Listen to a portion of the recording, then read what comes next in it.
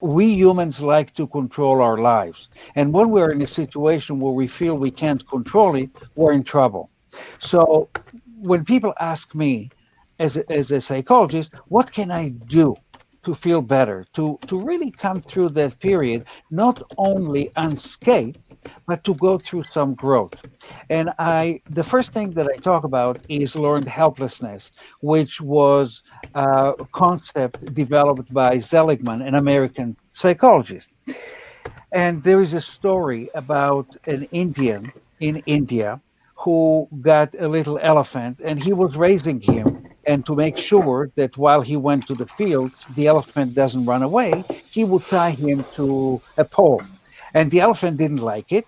And he tried to get free and he couldn't. And after a while of trying and trying and trying, he understood that that's where learned helplessness.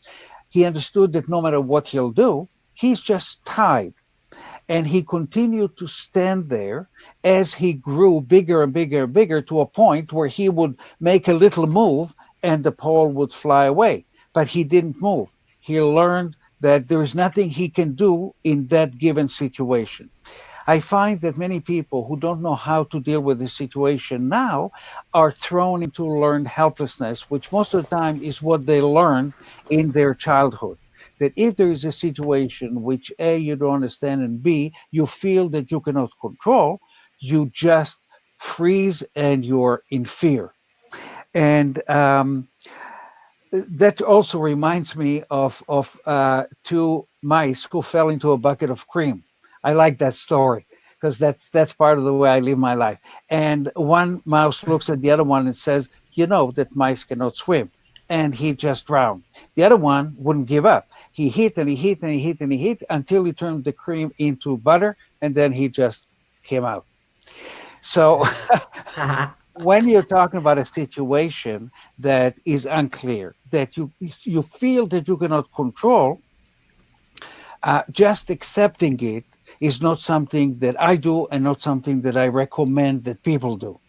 And I actually, and I hope that I'm right, I actually think that the world is making out of this virus something way too big. And I think that we're trying to kill a little fly with a huge hammer.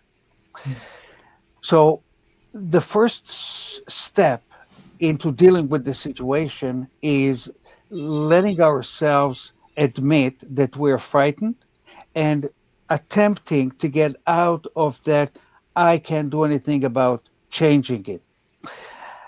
Some things that I see in this period, which are really beautiful, which I would like to highlight, is aside from the fresh air, aside from kindness of people. I mean, I walk in Toronto streets, and nobody will ever say hello.